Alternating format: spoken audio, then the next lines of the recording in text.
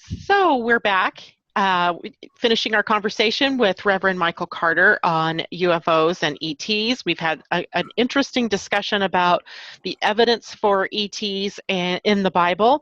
And now I want to continue looking at some of the things that are going on in the Bible that show us this, but also some of the other sacred texts. Michael, you have a whole bunch of these listed in your book. Why don't you tell us, first of all, before we jump into that, the name of your two books and where people can get those books?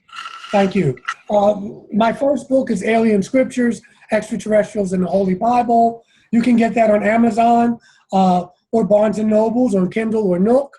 The second book is called A New World If You Can Take It, Extraterrestrials, God, and the Evolution of Human Consciousness. Again, Amazon, Nook or Kindle. They're pretty, I think, reasonably priced, and you can get those there. Or you can go to my website, but I'd rather you just go to Amazon. But you can go to my website and look at, it's michaeljscarter.com, or you can just Google Reverend Michael J.S. Carter.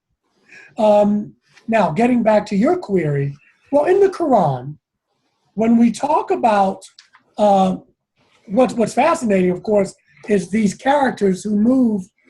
Gabriel, for instance. Gabriel can be found in the Quran.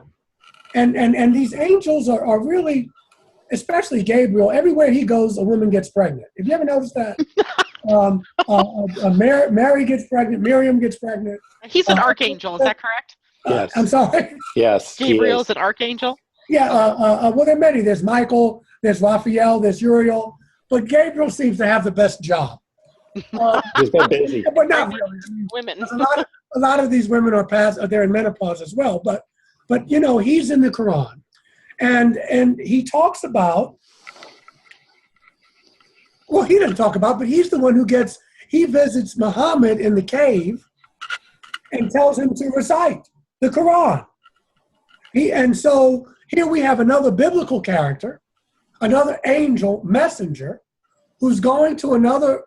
I'm sorry, but patriarchal society. It's another man, and is giving him this ancient wisdom about what Allah, which is their name for God, wants. And there are also passages in the Quran that talk about the jinns, Jinns, and chariots. I mean, Muhammad goes up in a chariot and is I'm not a Quran scholar. I looked into it enough to get this out to you. The Hindus in the Mahabharata, in the Upanishads, they talk about these vimanas, which are described as flying machines. And they talk about the wars that were going on. These are clearly ships. And they have really advanced weaponry. We're talking about explosions. We're talking about weapon systems and that kind of thing in the Upanishads, in the Mahabharata. And so here, and Krishna is one of the gods involved with these ships. If you look at Native American lore, in my own tradition, I have a lot of Cherokee blood. We talk about the Cherokees say they come from, and this is all Cherokee land, it's part of what the whole continent is, but here in North Carolina, the Pleiades. They say that we are descendants of the Pleiadians. This is star lore. When we look at the Hopi, and when they talk about the Kachina dolls that they have and how these are supposed to be representatives of ambassadors from the stars. Mm. And we can go on and on and on. Every cosmology has a story about wisdom and beings coming down from above. And you got to say, hey, these stories are consistent. People get upset about Billy Meyer. Did he make up these stories, or George Adamski, or these other people from the 50s and 60s? To me, it doesn't matter whether they embellished. What matters is the stories are consistent. To me, that's where the truth lies. Because you may not ever be able to prove it if you weren't there, but you can look at the consistencies of the stories. I'm looking at... and it is a consistent theme across all of them, even the Mayans, and there's even pictures of space people. If you look at the art, even of some of the Renaissance art, there's even pictures of How do they know about this stuff? Flying in the sky. Why would that be there? Yeah. And so, talking about the spaceships of Ezekiel, when he's by the River Chabar and he's talking about what he saw. There's a wonderful book called The Spaceships of Ezekiel, been out for a while, by Joseph, Joseph, Bloomridge. He was a NASA engineer. And he took the metrics that Ezekiel gives. And he's copyrighted it, but you can Google it, you'll see it. And he's come up with a patent for what he says Ezekiel saw. Elijah goes up in the chariot. He's in the chariot is flying. They're trying to tell us that these are contacts with otherworldly beings. They're using the vernacular of their day. Now let's get to Jesus. Before we get to Jesus, can I turn this a different direction and then we can come back to Jesus? Yeah. Let's see if I can, how am I going to put this? I was recently reading about in Drunvalo Melchizedek's book, what is this called? The Ancient Secret of the Flower of Life, Volume 1. Mm-hmm. And he was talking about how old is the Sphinx? Mm-hmm. And the fact that there's now been archaeological discoveries that date the Sphinx to be somewhere in the 10 to 12,000 year old range. Mm-hmm. And he was talking, and he went on to say that when this particular, I think the guy's name, R.A. Schwaller, somebody or other, discovered this, all of the Egyptian archaeologists would never go on record to acknowledge it because of the fact that if they did, they would then have to look at Islam, Christianity, Judaism, all in the same kind of light, that say that they were related, that the Earth is only like 6,000 years old, right? And you look at these technologies like the pyramids and Stonehenge and the pyramids in the Yucatan and all these things, and people still today are saying, well, humans built those. Well, I've been to the pyramids in Egypt, and I'm telling you, no human built those because I don't know how old they are, but they're too perfect, right? Yeah. And so we can't build them. We couldn't replicate them today. Yeah. Without equipment. So my question is that, okay, so there's this archaeological evidence showing that this particular the Sphinx is that old. How do we reconcile that with the Bible and the Quran and the? See, this is where you're making your mistake. You don't have to reconcile it with anything or anybody. See, this is it. It's like we gotta, everybody's not going to agree, and so basically what you're saying is, at least what I'm saying is, how do we convince them? You don't have to convince them. I agree. You take, and you move on. I agree. I'm serious. I know it sounds over. Yes, we're never going to get 8 billion people on the same page about anything. That's true. We will. And so where we get stuck, it's like in a breakup, and you don't want to break up, and you get stuck because you want the other person to say, you know what, that was my fault. And sometimes if you're lucky, they will, but most people are not going to own that. So where we get stuck is, I got to make you see it. No, that means I got to be right. No, you have your world and I have my worldview. And we see this happening. A UFO could land on the White House lawn and there would still be people who would doubt. Is it a hologram? Is this a government? So what you do is you bless them and let them be where they are because they're not going to change. What's the old adage? For those people who do believe, no amount of evidence is necessary. And for those people who don't believe, no amount of evidence is going to be enough. We don't have to reconcile. You can't pour new wine into old wineskins. There are always going to be people, not bad people, that are going to be stuck. But if you want to get stuck, then you stay there and try to convince them. You don't do that. I totally agree with you 100% in everything. Yeah, I don't mean you, Roger. I'm just saying that's how we get stuck. The new discoveries are happening every day. There are also people who won't believe it because they're tenured. That means they'd have to rewrite their whole theories. They're getting funding. That's right. We have history books we'd have to rewrite. Yeah, and they're not going to do that yet. So, you just say, bless you. You think the world was created in 6 days. If that makes you a better person, wonderful. We just have to agree to disagree. Yay, I like that. Yes. That's the only way that I know that you'll keep it. Because otherwise, then you start building resentment. Mm-hmm. And you don't want to resent people. You want to bless them and move on. We don't have to think alike to love alike. Right. Nice. We So really take don't. us to Jesus. Let's talk about Jesus's. Let's talk about Jesus. Okay, because we get into the Talmud, Roger. And in my theory, and it's not the only one, I believe that Jesus is a hybrid. I believe because Whoa, wait, a hybrid what? human and part extraterrestrial. Got it. Okay.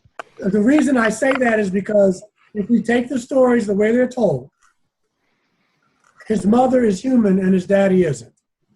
So that means that you're not fully human. We look at the story of the star, which I believe was a ship. We know that stars don't move across the heavens. If they did, we'd have tidal waves, tsunamis. The whole gravitational pull or force of the earth would be in upheaval. We do know, and we know that stars don't go over buildings and shine light down on them. We know that. We know there's no star going to shine a light down on a manger. We know that a craft would. We know that. So this story to me is this man. He says, this is my father. I must pray to my father. He's not saying, he knows that his father, that's his father. Remember, Joseph is his earthly thing. Mm-hmm. Remember, Gabriel says, look, cool out. I got this.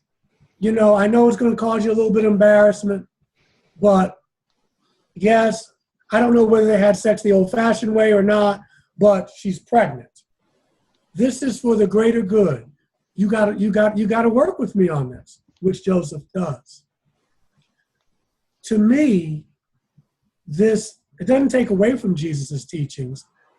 To me, it just adds more credence to the fact that Jesus is from somewhere else. Those teachings of love, they're otherworldly because we can't seem to grasp them here. And so he's turning water into wine. When he's in front of Pilate and John, Pilate gets angry with him because he's not going to talk. And Pilate says, don't you know I have the power to crucify you? And what does he say to Pilate? You'd have no power over me if it wasn't given you from above. My kingdom's not of this world. If it was, I could get angels here to fight for me. So he's saying, Pilate, who really has the power? Let's think about it. What is power? And then at the end, he gets in a cloud, and he leaves. When he gets baptized, a cloud is over the River Jordan while John is baptizing him. A voice comes from the cloud. This is my beloved son. Listen to him. It's right there. It's right there. So if Jesus is a hybrid, yes, is there a manipulation of bloodlines going on here? Is there some trait that they're trying to bring out? What is the purpose of this then? I think that people like Krishna, people like Buddha, people like Jesus have either or Muhammad had contact with beings from another. The purpose is to move us to the next stage of evolution. The purpose is to get us from nailing people up on pieces of wood or throwing rocks at them until they're dead. The purpose of it is to get our spirituality to catch up with our technology. So every time we get technology, we don't make a drone or make some type of weapon. That's the purpose, to get us to go to the next phase of evolution. So I'm thinking then we need another being to come down here, because this has been 2,000 years ago since this has happened, at least, right? Yeah, I'm If we, thinking that we don't get another one. I'm thinking we need to do it ourselves. Because otherwise, it's like being primitive. Daddy, I made a mess. Will you clean it up? Well, Daddy, I did this. Will you clean it up? It's about being accountable. It's about being, that's what mature spiritual beings do. I'm accountable for what I do. Now, I don't know what more they can do. There's a wonderful book called UFOs and Nukes by Robert Hastings, where you have professional soldiers and other government officials saying, these ships have come over our missile silos and switched them off. We've seen them. I just heard that the other night. I mean, what more can they do? Stevie Wonder can see they are trying to help us. It's real simple. You don't know what to do with nuclear energy. You just bombed 2 civilian cities in the 40s, civilian cities. You want to talk about terrorism? You just split the atom over 2 civil. They're not military installations. And so they fly over and they shut down our silos. What else can Daddy do? I'm trying to tell you guys, this is out of hand. And so if we keep wanting someone else to save us, when do we grow up? When does childhood end for us? When do we become the people that we're waiting for? Mm. and like you said earlier, if a UFO landed on the White House lawn, most people wouldn't believe it. No. And, No. but, I mean, there was, what was those, back in the 80s or 90s, it's bumper stickers or something about if Jesus came back today, nobody believe him anyway, or something like that. Nobody'd listen. They probably kill him. They killed him. Right. Yeah. So it doesn't matter. Jesus came, and it's still the same thing, but at least my message we're trying to go to the next stage of evolution. But why can't we do it? Because of fear. Because we can't be accountable. Because it's not my fault, see, it's your fault. So come down and clean up our mess. That we wouldn't even do that with our kids. If I bought my child a new bike and she didn't take care of it, and she comes back to me and says, Daddy, I need a new bike, I'm going to say, I love you very much. But until you can take care of what you already have, what lesson am I giving you? But I believe you can take care of it. I believe you can take care of the earth. I believe you can grow. That's what it's about. Because if they helped us, we do it again. And see, we're so easy to give our power away. You're more powerful. You're more technological. You're more spiritual. Here, you do it. And look, in the 12-step program, we call that enabling people. That's enabling people. You don't want to enable people. Agreed. So, what happened to Jesus? Well, Billy Meyer talks about it in Emmanuel. That's a whole other show, but that he survives the crucifixion. He's married. He's been married to Mary Magdalene, and he dies at 110 years old in India. There's a tomb now in India. There's one in Afghanistan too. I forget the name of it. That is said to have the man we call Jesus buried there. But he goes back. Even if you take, he went to India before and after his crucifixion, he survives and he continues to teach this message of love.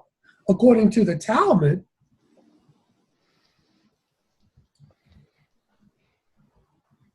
he is still in contact with space beings. Gabriel is his father. Gabriel is a Palladian. That's why I want people to get in and read it for themselves. This is the Talmud of Emmanuel is the Gospel of Matthew. Can you move that over a little bit so we can see it? Yeah, to your left. It's the Gospel of Matthew told from the Palladian point of view. It's worth getting.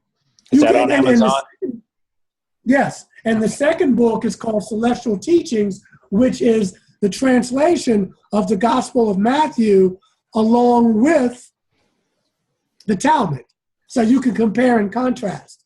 Now, this Celestial Teachings is written by Dr. James Deardorff. I knew him electronically. Mm-hmm. And we have our okay, and this is what he has. Okay, according to the Gospel of Matthew, right? The Gospel of Matthew. The Sermon on the Mount says, "Blessed are the poor in spirit, for theirs is the kingdom of heaven." Okay, tell that to all the people who are poor around the world. It's okay. You inherit the kingdom.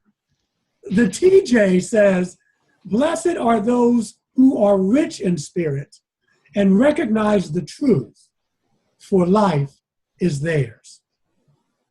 What makes more sense to you? The latter. Definitely the second one. Yeah, yeah, yeah.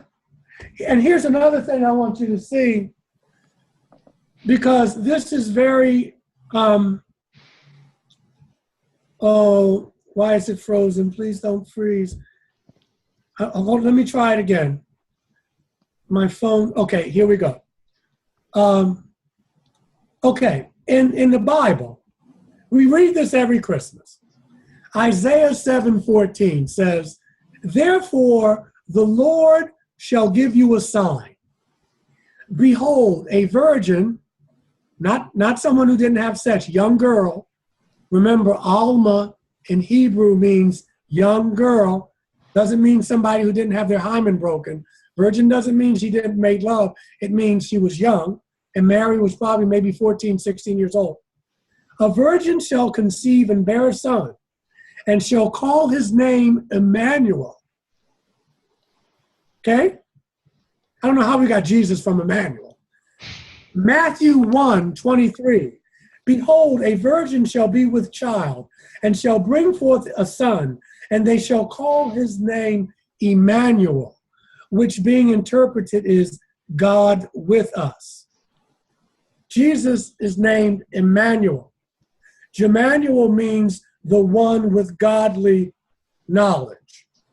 Jemmanuel is pronounced Emmanuel. You don't pronounce the J.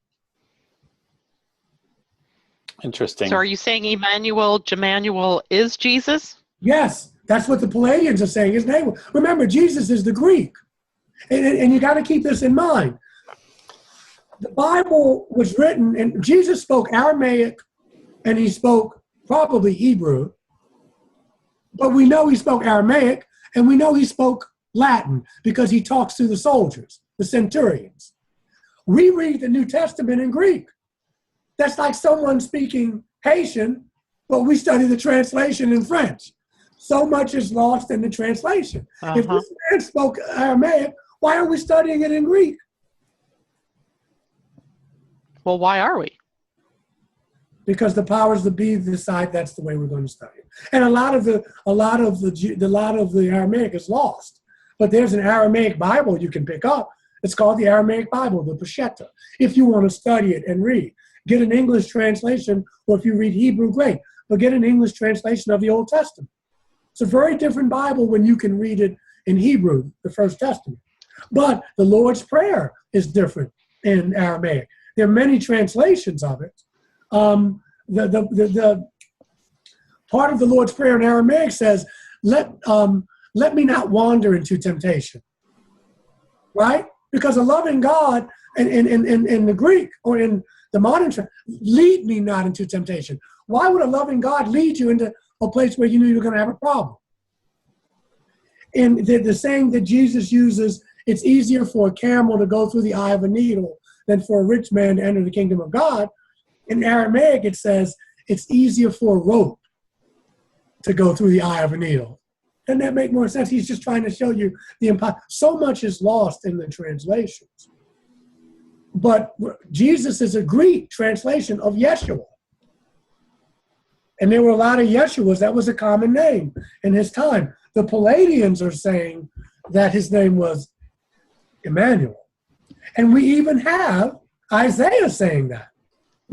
So I don't know how we went from that to that. I'm sure there was a lot of political machinations. But I strongly recommend you pick up the Talmud of Jemmanuel and Celestial Teachings by James Deardorff. And it would give you insight into another, it may not give you all the answers, but you start to piece together the puzzle of who this man most likely was. And he did have contacts with otherworldly, off-world intelligences. This is fascinating. So, Michael, when you had visitations, were they Pleiadian? I think the people that I don't get a chance to ask them, and I know that's not what you're asking because I'm just while they're in my room, but the Palladians are tall, blonde, kind of they could be human almost. The people who healed my leg 3 years ago from the blood clot, they looked like they could have been from there because they had that blonde hair, kind of blue eyes, very big. They were Nordic looking. That's the term in the literature. They were Nordic looking. They could have been, but I don't know. But they look like the stereotype of what we say they look like. I've seen the Nordics. I've seen reptilians, and I've seen those little people who they say are gray, but they were chalk white. But let's say for now they were grays. But they don't tell you where they're from. I mean, I don't ask them. And I think for some people, I don't have the presence of mind. Mm-hmm. But I guess in some ways, I don't know. But they think, what difference does it make where I tell you I'm from? What the difference is the mission that I'm giving you to do. Are they still visiting you? The last face-to-face visit I had was on July 4th, 2013. I do see them in my meditation sometimes, mm-hmm. the Palladians, and sometimes in out-of-body stuff I bump into them.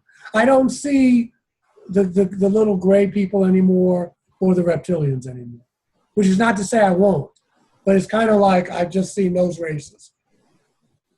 I haven't had a face-to-face visit since July 4th, 2013, but sometimes in my meditations they will appear in my third eye, just to let me know they're around. Do you miss your visitations? I do, but I know they'll keep coming. And does it seem like they when they were coming to you that they had a purpose? There was a reason they were showing themselves to you? Yeah. The purpose was to get me evolved, to get the game going. I talked to a psychic friend of mine who knew nothing about this, and until I went to him, and then I did lie. You know how easy it is for people to lie. I started to lie in the bookstore, and he said, "Michael, I see them. They're here. You brought them to my house." And he described them, and then I came clean. And he said they were here. They were told him that they were here. That I've had a connection with them since Atlantis and Egypt, and that they were they weren't surprised by the fear, but they were a little. The fear thing gets them because they were like, "We haven't harmed you. You know us. You've forgotten that you know us." But for me, it was. And they said that I signed a contract that in this life, I said that I would be a way shower. Not a celebrity on Ancient Aliens, not a big shot, but that I said that one of the things I would do was to spread love and to let them know. Because, I do diversity work. I'm an anti-racism trainer. Mm-hmm. For me, this is... And of course, diversity is not just race, so must put that out there. But for me, this is a continuation of that work. Because if we can't get along with one another because of our phenotype or the texture of our hair or what are we going to do with off-world intelligences? Operate on them. It's going to be tough. Put them in prisons. It's going to be tough. So that's my mission.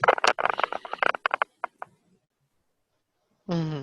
But that would be my mission anyway. Because again, whether you've had these experiences or not, if we're going to evolve, people are going to have to go up a notch.